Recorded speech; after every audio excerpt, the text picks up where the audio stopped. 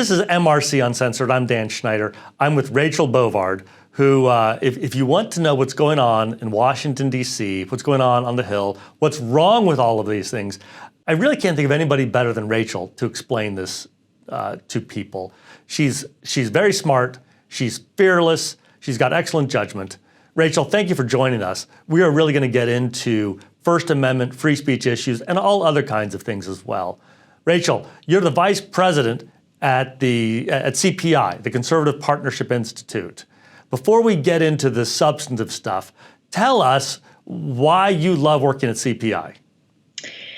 Well, I love working at CPI because I helped found CPI in 2017. So I feel like my DNA is in the organization. So it's part of who I am. But we started CPI, myself, Wesley Dutton, Ed Corrigan, along with Senator Jim DeMint, in 2017 to try to play a little bit more of a strategic role within the conservative movement. You know, knowing that there are people like groups like MRC, the Heritage Foundation, a ton of different groups that do amazing work on specific policy issues, but to try to bring those groups together into a more tactical and strategic focus on how to actually accomplish those wins on Capitol Hill with coalition building, with some of the best sort of legislative flourish strategy, with consulting in that vein, and also to build up new groups.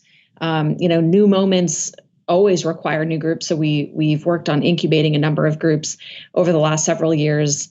But we really enjoy working with the conservative movement, and that's who we consider our partners in all of this. Rachel, it was a number of years ago. I told my mom, she would get all these fundraising letters. I would tell her, do not give money to any organization until you talk to me. And I would I would say to my mom, a majority of the groups that you're getting letters from are not worth your time or your money. Is a majority a fair ratio, or do you think that I'm wrong about that? Well, you always want to look at impact, right? Like I have the same rule with my parents. Don't give any money to any political cause or person until you talk to me. And I think, impact is really kind of how you measure these groups. And it's a hard thing to measure if you don't know people working in the movement. Yeah. Right? Don't know people that can speak to it. If you're not an insider, you have no clue. You get the fancy letter. It seems you see people on television, you think they must be great. But until you actually work inside the swamp and you work with these groups and you see who the fakers are, and you see the people who may be well-intentioned but just don't have the capacity to make a difference. You and CPI, if my mom said, hey, should I give money to CPI? I'd say, absolutely. They're doing good work. Well, I appreciate that. But I will say one of our founding principles that we still try to stick to every day is that, so much can be accomplished if you don't care who gets the credit.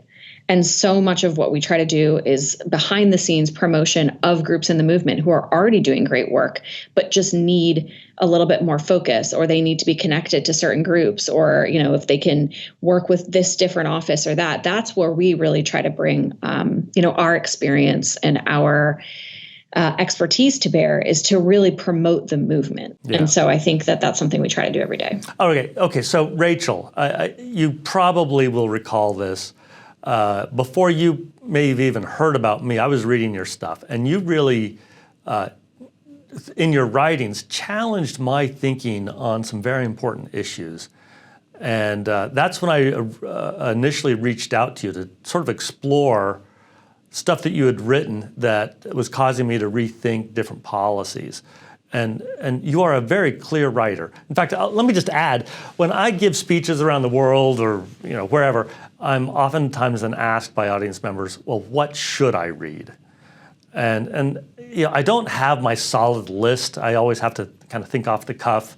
Well, Dave Marcus, he's really good. Selena Zito's really good. Rachel Bovard's really good. What are the publications that you rely on? Who are the people you read? It's a good question. I read as widely as I can. Obviously, if you're in DC, you have to read the dailies every day and things like that. But I also try to read the American Conservative. I try to read the Federalist. I try to read First Things, and even some of the newer publications that are even, kind of outside of my sort of personal ideological views. So, you have Compact Magazine, you have Tablet Magazine, which I think does some really good work. I think flies under the radar. Barry Weiss's outlet, the Free Press, I think is doing some good work in their sort of, I think, center left, center right on some stuff. And then, the aggregators are also helpful. I think Real Clear pulls from a number of spots that I think, you wouldn't otherwise encounter. And, pulls from, I don't go to the legacy media anymore, right? I don't read necessarily the New York Times or the Washington Post. I rely on Real Clear to pull the stuff that's worth reading. I try to suffer through NPR once every 2 weeks or so, and not through the whole thing, but just like listen to a couple stories. And I just have to turn off my radio. But I try to follow what some of the left-wing media does just to stay up on their tactics and their messaging. Yeah. No, the funny thing was I was a pretty regular NPR listener before they went absolutely insane, which I think the descent began in 2016 and then like really culminated in 2020. And they haven't really recovered since then. Well, yeah, Bill Moyers has always been completely insufferable. He's not on hardly at all anymore. But I guess I would predate, when NPR ran off the rails. People like Bill Moyers just making up things and fabricating things and knowingly doing so. But I want to switch topics here along a similar line of thinking, though. You've heard me say before privately that it bothers me when I hear shock jocks on the conservative side saying, throw all the members of Congress out. They all are terrible. When there are some really good members of Congress who are trying to save America. I'm not going to ask you who your favorite congressman is or who, because that's, it's going to be different for different times. But who are some of the people you think are really fighting for our country? I think some of the most interesting members of Congress to me are the ones who don't drink the Kool-Aid. Right. And what I mean by that is if you've spent any length of time really in DC, there is a narrative, right? There is a global narrative. There is a way of doing things. And that is the accepted way. And to stand outside of that takes courage. It takes guts. It takes fortitude. Okay. But there are some who talk a good game. And then don't do it, right? Or they've got ulterior motives. So who are the ones who are not drinking the Kool-Aid and who are actually pursuing the goodness for America and doing it effectively? Just give me 2, 3, 4 names. Yeah. So in the House, I think the people who meet this criteria consistently and have for years are people like Thomas Massey, who's been sort of fearless, I think, on a lot of issues. Chip Roy has just carved a lane for himself. And it's funny because a lot of us, you probably included, worked with Chip, right? He used to be a former staffer. So we knew him sort of as staffer Chip, but he's really now, a respected member of Congress, which is kind of mind blowing. But he's done a really good job. Bob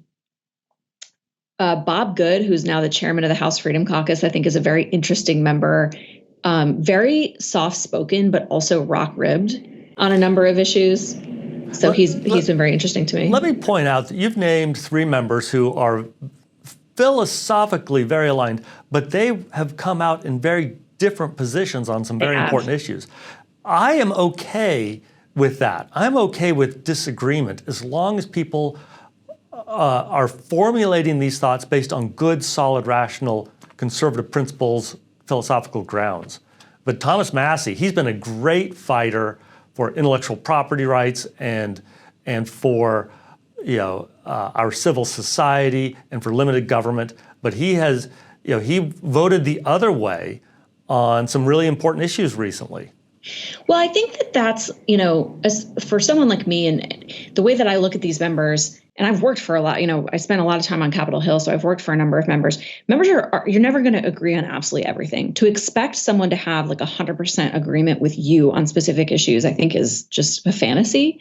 So it's more important, I think, and you just touched on this, that they come to the conclusion in an intellectually rigorous and principled way. Because there are a lot of people in DC that come to conclusions because they're getting corporate money to do so, right? Or because they're scared of, some DC interest coming after them. So the people that are the types of members of Congress that I really look to are people that have their own independent streak on how they come to these conclusions. For example, in the Senate, my first boss in the Senate was Rand Paul. He and I totally disagree on the tech issue, like completely. Like we are like polar extremes, not polar extremes, but like we're pretty far apart on some stuff.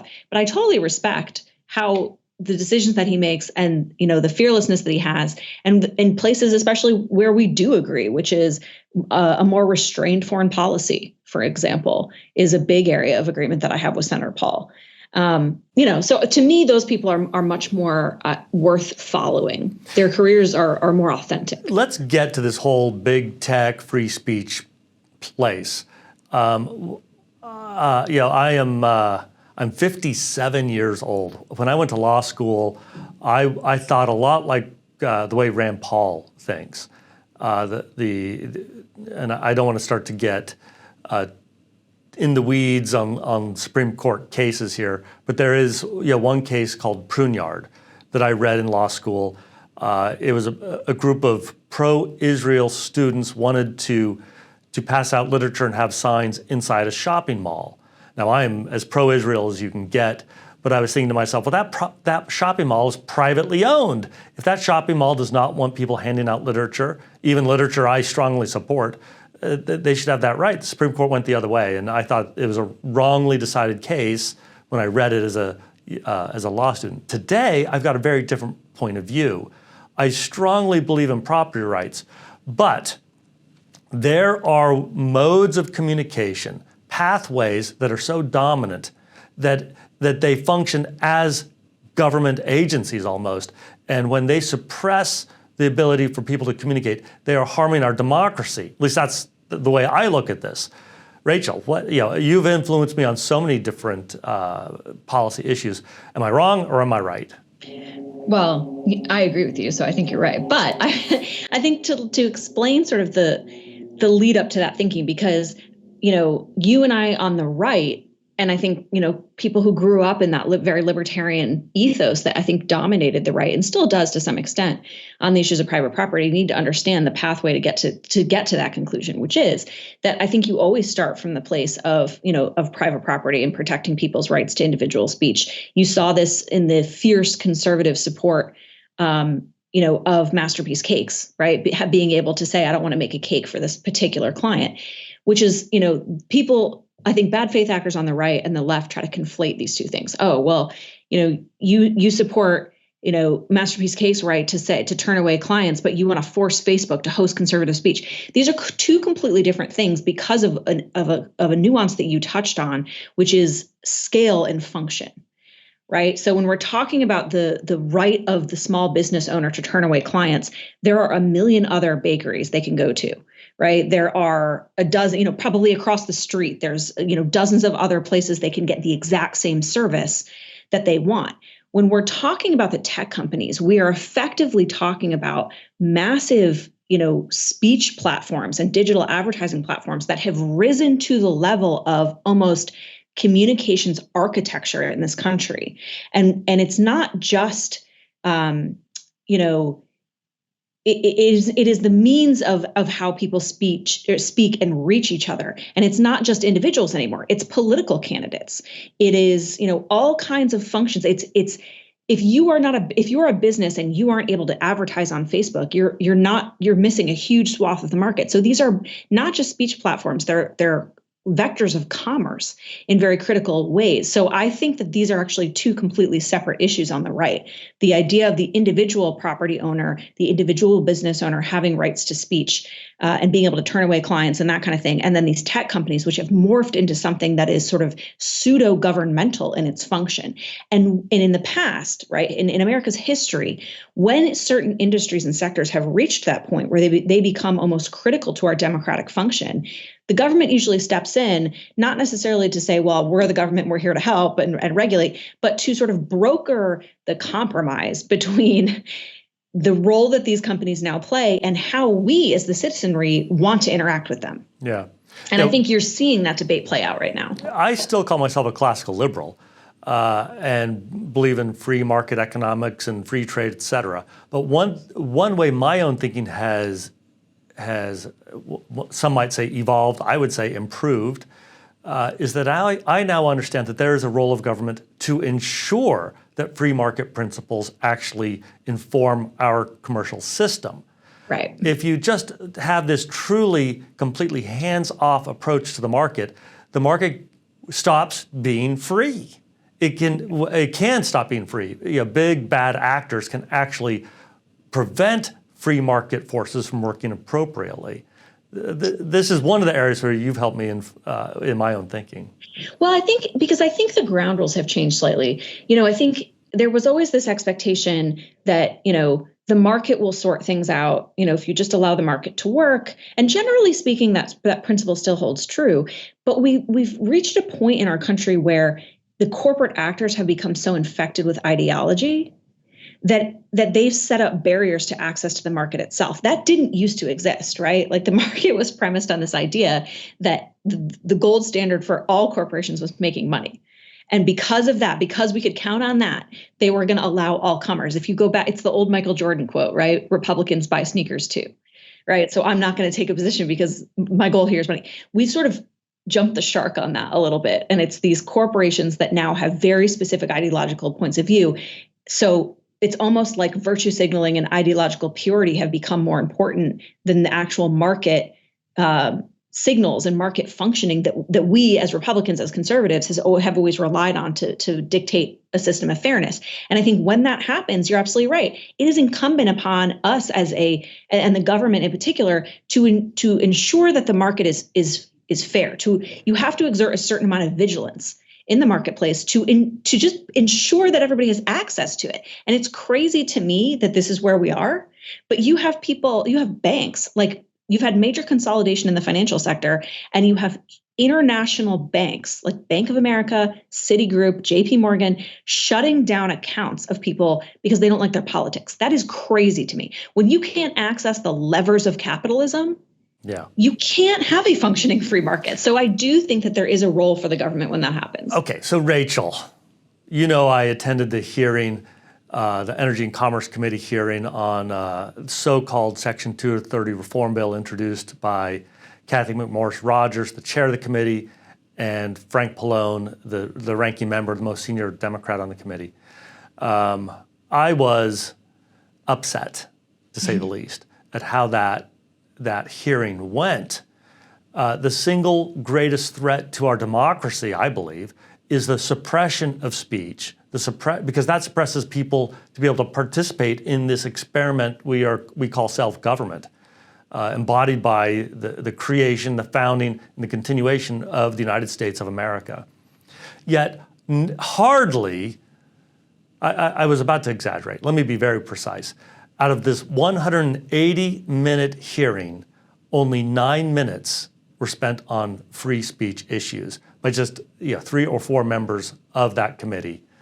But Kathy McMorris Rodgers spent no time talking about this. In fact, what she and others on the committee saw as the problem to be addressed is a lack of censorship. There's not enough censorship on the internet. They didn't address the fact that there's suppression of speech or viewpoint diversity. In fact, they did not push back on viewpoint discrimination based on viewpoint. Did you follow this hearing at all? Have you read about it? What did you think about it? I did. And, it's kind of insane to me that years into this debate, when we have seen reams of evidence of how these companies actively do censor certain speech, how they work with the government to do it. We now have the receipts of all this happening, that we're still that we could have a hearing run by Republicans that doesn't talk about this issue. And that is sort of just like it's almost an unserious effort, given how far down the road we are. You and I have both worked in Congress for a number of years. Many of our listeners may not understand that when there's a hearing like this, the majority gets to call a majority of the witnesses, and then the minority calls a lesser number of witnesses. There were 3 witnesses, and different people were texting me asking, well, which are the 2 witnesses that the Republicans called? I couldn't tell. All 3 witnesses were radical left-wingers. One was a radical left-wing plaintiff's lawyer from Berkeley. A second one was a former Democrat staffer from the committee, and a third was a paid Google operative. I had no clue. Who did Kathy McMorris Rodgers call of those 3? Maybe I don't. I don't either. And I think it's shameful that there's industry even on this panel. Google and Facebook, and then all these tech companies have been just blanketing Washington with money. They don't need a voice on a hearing, right? They have spent millions of dollars getting into these offices. They don't need a hearing spot. But second, the conservative bench at this point is deep on these issues. Like it sort of boggles the mind that someone from MRC wasn't up there, or someone from the Heritage Foundation who's tracked these issues wasn't up there. Like there are people who have spent years now collecting data on this issue. Not a single person was there to speak on behalf of the First Amendment and free speech rights. It was exclusively about what big tech needs to come to the table and whether big tech should be accountable if it does not silence enough speech. Yeah. I mean, it was just disappointing, and sort of, it's almost like you want to just be like, did you guys just wake up and pay and figure this out? Like, have we just been screaming into the void for the last several years? Because to get to this point and have a hearing like that makes you feel like no one's been paying attention. And Rachel, the committee actually put together a draft bill a year and a half ago that was not bad. And they initially told us that they'd be introducing the bill, that the chairwoman would be introducing the bill, and it never happened. And then to have this sort of sham of a bill with a sham hearing, very frustrating for anybody who cares about, our representational democracy, our republic, about individual rights and free speech and a healthy society. If you're a Republican, I think of this bill as political suicide, that it's not addressing how big tech is trying to silence conservatives, turn Republicans away at the door, and upend our entire system of government. Yeah. No, I mean, the stakes couldn't be higher. This is like an integral aspect of, our electoral democracy, speech rights, market access rights, not to mention all the harms facilitated online, and none of this was addressed. It was just a very narrow slice of Section 230 and it included input from Google, which again doesn't need a hearing. They have paid millions of dollars to access these offices individually. So that's kind of a slap in the face, frankly. So Rachel, what I refer to as the Google witness, she technically runs a 501c3, but it's completely funded but receive money from Google. Yeah, and it's basically Google and Facebook that fund this whole thing. She was basically there to say the status quo is great. We like the status quo. The only member of Congress who seemed to disagree with her was a member who said, this hearing really is not about Section 230. It's about reproductive rights. But this hearing completely lacked focus. It was just like, what can we do to make the left happy? Yeah. I mean, it's again, like, for people that have been working on this issue for the last several years, I think it's insulting a little bit that this is the conversation we're having this far down the road. When again, this isn't speculative anymore. Like the hearings that we were having several years ago, the left could say, well, where's your evidence?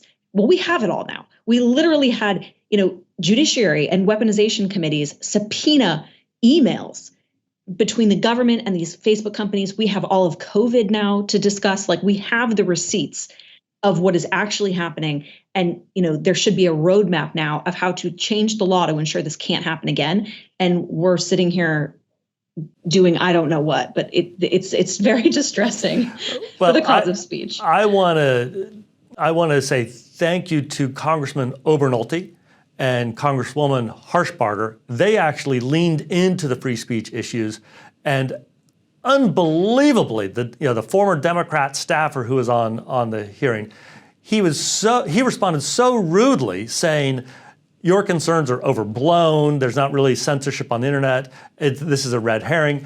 We have censor track. We've got almost 7,000 documented cases of big tech censorship, hundreds and hundreds of examples of censoring presidential candidates. To say that this is a red herring or overblown is shocking to me. Well, and I think to say that and then not get a ton of pushback, from the leadership of the committee is mind blowing. There's zero pushback. And it's a Republican majority committee. and this is just it's a huge issue for the base voters. And so I think treating it like this is like, what are you doing? Yeah. Well, look, we're running out of time, but just quickly, what do you think is the solution to this problem we face with big tech censoring and silencing conservatives? So I have always come down on a twofold solution, one that involves tightening up and reforming Section 230, because I do think it does play a role, especially for smaller companies. I don't think it should go away, right? I think there should be modifications to the law. But I think also I focused on the scale and scope of these companies. So I've also focused on a market competition side of it. I do think these companies are far too dominant. I don't think, for instance, Google should be allowed to own both the search and digital advertising. It makes them own the entire web. Senator Mike Lee, another of my former bosses, has been very illuminating on this point and how to address it from a market perspective. So I think once you crack the market dominance of these platforms and address the sort of bulletproof side of Section 230, the immunity they've been given that's just grossly, stretched beyond its original intent, then I think you can start to get to, toward a more free speech ecosystem than what exists right now. Okay, well, thank you so much, Rachel. And for anybody who is listening to this, watching this, and you're wondering, what do I do to make a difference? Let me just offer two things really fast. Read Rachel Bovard. Follow her, read what she writes, her columns, etc. And the other thing, subscribe to your local newspapers, because you're not going to get your information from the New York Times. You're not going to get accurate news with a Google search or relying on Facebook. I think the best thing you can do is start reading your local newspapers. They can't afford to discriminate and make angry half of America. That might be your best avenue. Rachel, any last recommendations for our listeners? No, I think local news is a great place to start, and always question the narrative. Start from that point. Thank you so much, Rachel. Thanks a lot.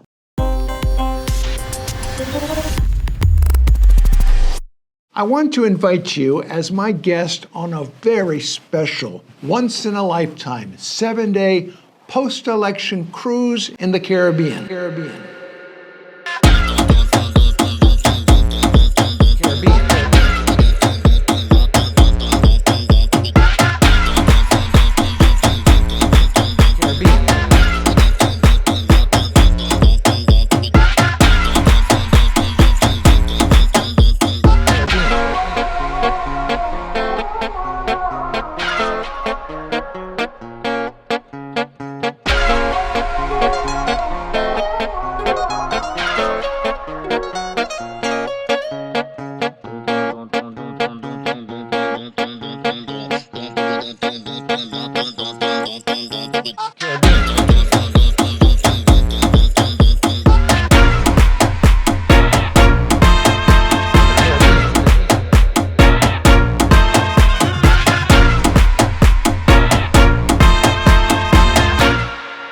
It's going to be a blast.